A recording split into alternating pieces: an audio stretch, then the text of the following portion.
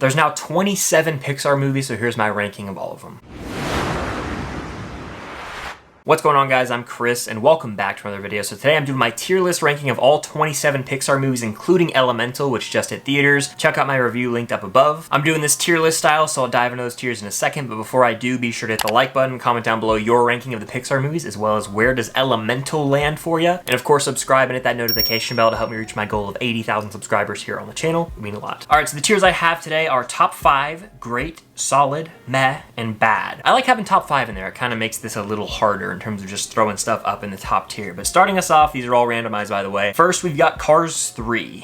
Cars 3 is the best Cars movie, but that doesn't mean much. This is a weak franchise. I'd probably go like meh, top of meh with it. None of the Cars movies just really did it for me growing up, and going back and thinking about them, I never really rewatched them. But moving on, we've got Incredibles 2. I'm going great with Incredibles 2. I think this sequel gets a lot of unnecessary hate. Sure, it's not as good as the first Incredibles, but it's still a damn good superhero animated movie. There's some unexpected twists and turns, and it still has that Incredibles adventure that we came to know and love in the first film.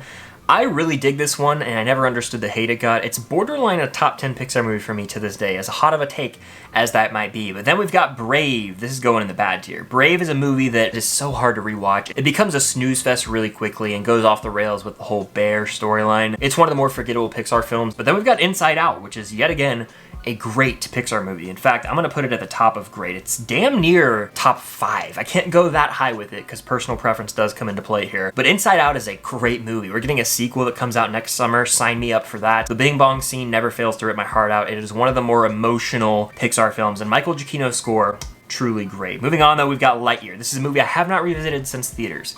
Originally, I thought it was solid. I think I even liked it a lot, but then I thought about it. I started talking about this movie with some friends, and I was like, wait a second. This movie's not all that. It's got a lot of plot issues, especially in the third act. What is it with third acts ruining movies? That happens way more than it should, unfortunately. I used to have Lightyear damn near great or solid, but now I actually have to go mad with it. I don't see myself watching this one ever again, and it's crazy because originally I was like, oh, it's pretty solid, huh? I actually like this one.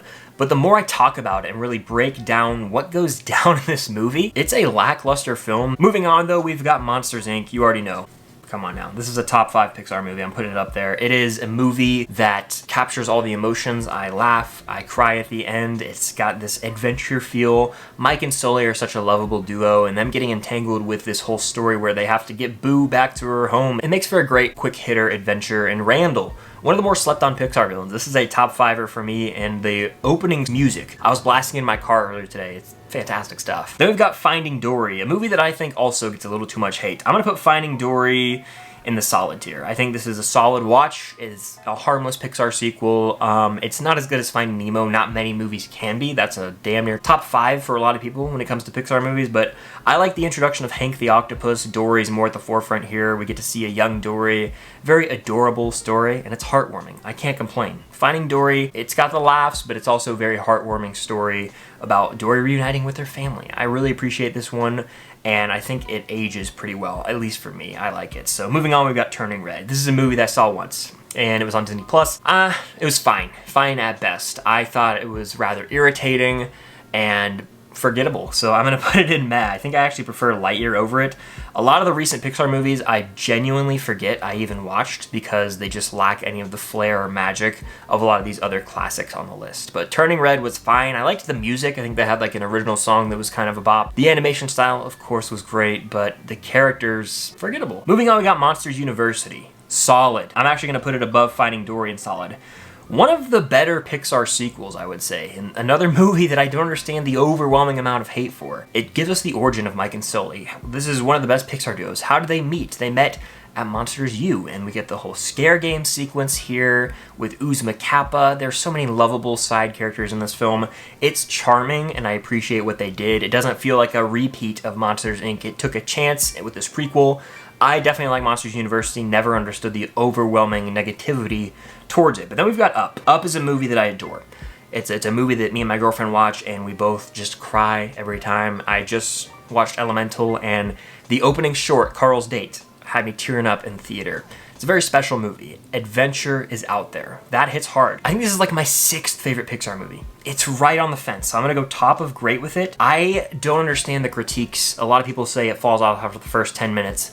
I think it just gets better and better. The first 10 minutes are probably the best scenes from the film, but you look at it as a whole and it's Carl Fredricksen having this beautiful arc, going out and getting that adventure that Ellie would have wanted to have with him. It is beautiful. It's got the humor with Doug, a great villain, and just this sense of adventure. It's an inspiring, heartwarming movie that is one of the best Pixar films for sure. Then we've got Luca. This is a movie that's overhyped. I've said that since day one. It's, yet again, gorgeous animation, but I was falling asleep during this movie. I watched it the peak of the afternoon. I was wide awake. I was falling asleep because of how uninterested I was in the characters and the narrative. This is a movie that frustrates me because I remember they made such a big deal about Luca going on land, and then it's just all for nothing because they go on land too. It's like, what's the big deal here? I don't know. I get the coming of age feel, and a lot of people like this one. It was all trendy, like the TikTok audio. It's always been mad to me. I would probably go like right here. I think that it's a little better than Turning Red, but I barely remember any of these three movies because the recent Pixar slate has been so forgettable. Next we have A Bug's Life, one of the earliest Pixar films. I believe it's actually the second one they ever put out. I've always thought this movie was solid, so I'm gonna put it there right now. Probably actually right here. I was gonna go top solid, but I think that Monsters U is a little bit better. Bug's Life, it's a classic story we've seen before. If you've seen The Magnificent Seven, which was based on Seven Samurai, you've seen this story play out a million times in different television shows. Even Star Wars The Clone Wars has like a few of these Seventh Samurai-esque episodes. A Bug's Life's a fun one. It's this harmless adventure with a lovable group of supporting characters. We got a menacing villain, and I believe Hopper is the character's name. Not from Stranger Things, Hopper the Grasshopper. It's not one I go back to a lot, but it's a solid watch. Next we got Finding Nemo. It is a great movie, no denying that. The more I think about it, like, I burnt out on this movie because we watched it all the time in elementary school, like all the time growing up. So I've seen it like 100 times, and so I don't go back to it as much because of how often I was exposed to it growing up. But then I think about it, it's a great, great movie. In fact, I would probably go, this is super difficult for me. If I'm being honest, I would put it in the great tier. I have a bunch on this list we're gonna get to that will fill out that top 5, so don't you worry. This is one of the best animation studios of all time. Finding Nemo, I'm gonna go great. I think I prefer Up and Inside Out right now. Finding Nemo, a classic of my childhood, one of the better Pixar films, but when it comes down to personal preference, I've seen it a million times, and on a rewatch, it doesn't hit the same, but I do think that as I get older and maybe have kids one day, I'll appreciate this one even more than I already do. Moving on, we've got WALL-E. Hot take, WALL-E is a mad movie. I'm gonna go mad. I don't think it's outright bad, but I don't know. Actually, you know what? We're gonna put it like right here. I think it's better than these, and honestly, Cars 3 is better than all of these. What am I talking about? Let me move some around. So mad, we've now got Cars 3 at the top, Lightyear, WALL-E, Luca, and Turning Red. Cars 3, it's got that uplifting story of Lightning McQueen passing on, you know, his knowledge and mentorship to the next generation of racers, so it deserves to be a little higher in mad. I get it. WALL-E, Eva. It's a sweet story at times, but my God, does it take me forever to get through this movie, especially when I was growing up. I never enjoyed this one. It's a snoozer for me. I totally understand the message it's going for with protecting the environment and all that jazz. I just never bought into the characters in this one. Next is Coco. Remember Me. This movie always makes me cry. Always. And it's a great movie, but it's not top 5. Top 5 is reserved for some special movies, let me say that much. It's going great though, and I would probably put it like right here right now. I'm feeling Coco is a little above Finding Nemo and Incredibles 2. Features some of the most gorgeous animation we've seen to date from Pixar. The colors pop in this movie. It has one of the best twists I've genuinely ever seen, and the music is so splendid. The animation is mind-bogglingly good, and the movie hits on all the emotions. It is a great original story from Pixar. Then we got Toy Story 2. This is the weakest of the trilogy for me, of that OG trilogy. Still great though. In fact, I gotta go like right here with it. Toy Story 2 is a great movie. And I know a lot of these just feel like they're getting added up and great. Trust me, we're about to break into that top 5, don't you worry. The reason I appreciate Toy Story 2 so much is because it adds in Jessie, Bullseye, and the Prospector, who's a great villain. You got Buzz Lightyear and Zurg's conflict, and the whole Owl's Toy Barn storyline. It's a fun movie. A really fun movie, and it has one of the most satisfying scenes in film when Woody gets cleaned. Then we got Toy Story. Top 5. Then we got Toy Story 3, front of top 5 for now. Look at that. We're starting to even out this tier. The first Toy Story is the one that started it all for Pixar, and still one of the simplest and most effective emotional stories from this entire animation studio. Then you look at Toy Story 3, it's better than Toy Story. Toy Story 3 is in contention for my favorite Pixar movie or animated film of all time. It goes back and forth between this and a movie we're going to talk about very soon, but Toy Story 3 resonates deeply with me, and I say this a lot every time I talk about it because I mean it. It's a movie that deals with moving into the next phase of life really well. I struggle with change. I don't like to change even the littlest things, the way I film my video, the way I edit my video. A daily routine change, it could throw me all out of whack. So going into a new chapter of life, it's something that's pretty difficult to come to terms with. This movie lets us know that it's all gonna be okay. And we get that beautiful send-off where Andy is playing with the toys for one last time. So long, partner, at the end. It hits right in the feels. Lotso Huggin' Bear is the best Pixar villain. This is a movie that is special to me.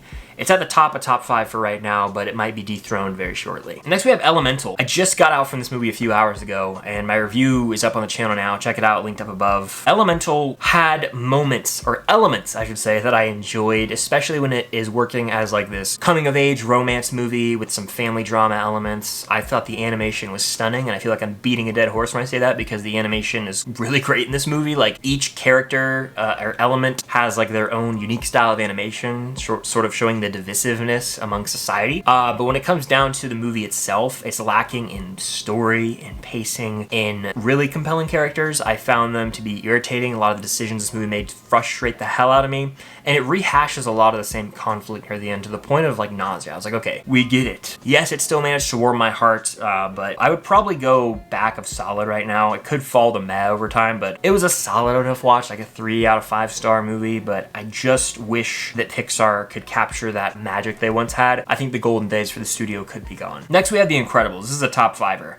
I still prefer Toy Story 3, Monsters Inc., and Toy Story over it, but The Incredibles is a top 5er. It blows my mind that this movie came out in 2004. It's one of the earliest movies from the studio, and not only is it one of the best Pixar films, but it's one of the best superhero films. And I'm talking about in an era where we're getting DC live-action films, MCU live-action films. This is some of the best superhero content we've ever seen, and it holds up. Over all these years, it holds up. You've got Frozone in there being a hilarious side character. The family dynamic between the Incredibles is wonderful, and then you've got Syndrome as the villain. Great, great villain. This movie kicks ass, and I recommend rewatching if you haven't in a while. Next we have Soul. This movie was extremely underwhelming to me. Never understood the hype for it. It's got a great score. The movie's trying to be so deep and profound with like the meaning of life and all these different things, and then the whole middle act turns into this joke where he switches bodies with a cat. So yeah, I don't know. This one didn't do it for me. It tried to take itself too seriously. I'd go mad with Soul. I honestly prefer, I don't even know at this point. This feels right. Somewhere in the middle of mad. I think the movie's mad overrated. And we've got Onward. I adore this movie. The Brotherhood story hits home for me. I think it's Pixar's most underrated film. It's a gem. It really is. It never fails to get me crying at the end. It's a great movie. In fact, I'd go pretty high with it. I would put it like right here. That's like right inside the top 10. There's a lot of great Pixar movies. If this was like best of the best and great, it would be like almost top heavy. That's why I did do the top 5 category to make it harder on myself. But I think Onward, if you guys haven't seen it or if you haven't rewatched it in a while, give it another go, especially if you have an older brother or a sibling or even just a father figure. This movie will resonate with you, and it makes me cry every time I go back and revisit it. It's a beautiful family story. Next we have Ratatouille. Bow down to the new king. This is going up to the top of my top 5 ranking. Ratatouille is a movie that anytime I rewatch it or listen to the score, chills every time. Reminds me to chase my dreams. Always go for what I have my heart set on. Anyone can cook. It's a beautiful movie. I've always loved it, and I think right now that and Toy Story 3 constantly flip-flop, but Ratatouille has got it beat. That's my top 5 right now for Pixar movies, and then these fill out the top 10 for sure, but Ratatouille is the king of Pixar movies in my mind. Next we have Cars. I'd put it like right here. I think it's a mad movie. The first Cars is actually the second best because Cars 3 tops it, so I can't put Cars above it. Then we got The Good Dinosaur. That's the worst Pixar movie. So I'm putting that at the back of bad. That is the worst Pixar movie. That movie has no originality and barely even feels Pixar. It's a plot we've seen a million times in kids' animated films or just in general. This is a nothing movie. I actually dislike it strongly. Cars 2 is pretty damn bad as well. I'm gonna throw that in the bad tier. It's like my runner-up for worst. These 3 movies stink. They're bad movies. Cars 2, it tries to turn into this whole spy story. I've recently heard some people like this one. I don't know how. I think that it is so miserable to try and rewatch this one. And then at least Toy Story 4, possibly the worst of the bunch. Yeah, it's the worst Toy Story movie, but not the worst Pixar movie. It's not even a solid watch. I guess I'd go top of meh with it. It is a movie that over the years, I have fallen off with completely. I don't understand its existence. It's a nice little epilogue for Woody, but other than that, the main toys, everyone we loved in the third film, takes a backseat. It's Woody's story, not Toy Story.